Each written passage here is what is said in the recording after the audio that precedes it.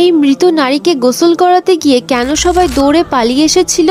একটি যুবতী মেয়ে মারা গেল, সবকিছুই ছিল স্বাভাবিক।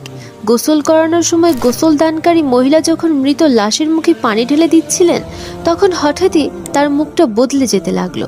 মহিলাটি থমকে গেলেন, ভাবলেন না, এটা নিশ্চয়ই চোখের ভুল। কিন্তু কয়েক সেকেন্ড পর আবারও যখন তিনি পানি ঢেলে দিলেন, এবারে মেয়েটির মুখ আরও কালো এবং ভয়ঙ্কর হয়ে গেল। এই দৃশ্য দেখে মহিলাটির শরীর কেঁপে উঠল। মহিলাটি ভয়ে চিৎকার করে গোসলখানা থেকে বেরিয়ে এসে বললেন, মৃত মহিলার এমন অবস্থা কেন? এই কথা শুনে পুরো বাড়ি নিস্তব্ধ হয়ে গেল। কেউ কোনো কথা বলছে না। ভয়ে যেন সবার বুকের ভিতর নিঃশ্বাস আটকে গেল। তারপর মৃত যুবতীর মা কান্না করতে করতে সামনে এলেন। তারপর তিনি বলতে লাগলেন, আমি আমার মেয়েকে কতবার বলেছি, নামাজ পড়ো, কোরআন পড়ো, এই দুটোই তো তোমার সঙ্গে কবরে যাবে, কিন্তু আমার মেয়েটা সারাদিন হারিয়ে থাকতো মোবাইলের স্ক্রিনে আর বেগানা আড্ডায়।